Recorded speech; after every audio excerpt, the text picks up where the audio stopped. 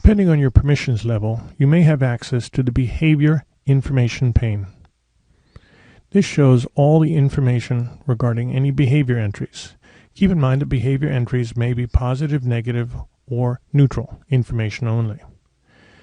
By default, you'll see current year only and active events only, but you can turn them off.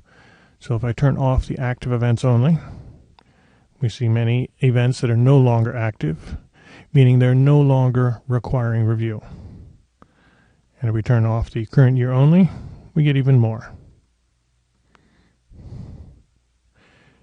If we expand these, you can see the student or students involved, and it may be more than one. Those were all singles. It's there. There were two. This one had one, and so forth.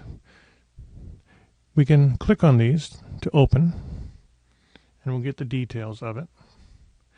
Notice, by the way, that for the students, like on other lists, if I right-click, I can open anything dealing with that student directly. So here's a sample behavior record. We have a behavior type and subtype. Indicates when it happened, what year and date. Time, if that's pertinent. The confidentiality of the event and the severity of the event.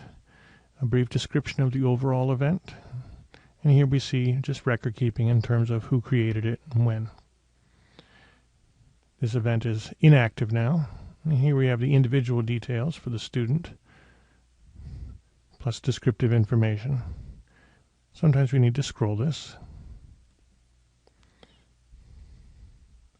Again, here in this grid, we can go to the details for the student if we wanted to.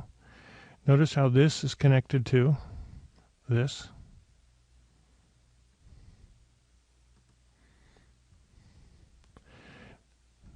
Now, if it's a record that we ourselves created, like this one happens to be one I created, then I can edit it. This one, notice it was read-only. Here I can edit it, and I can add additional students. Notice that with the student, I can indicate whether or not they played a negative role, a positive role, or a neutral role. Explanations of that will depend upon your school. And other information here. So for instance, if you had an event perhaps involving bullying, you might record both the person who was bullied as well as the person who was doing the bullying. When you're done with the information, you should mark it as saved. Remember to follow school policy in terms of these various markers.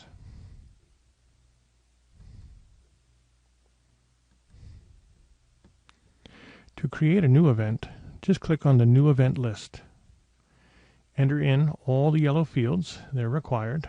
So for instance, conduct, bullying. Enter a description as necessary for the overall event. Then you can enter individual student information. You can select students from the list. Remember, you can always filter this if need be.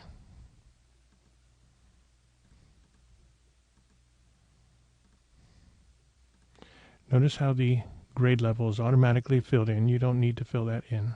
Let's mark that as active.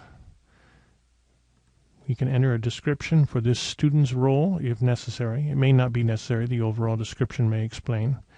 We can enter a severity rating if the overall one does not apply, and other additional information such as actions taken and so forth.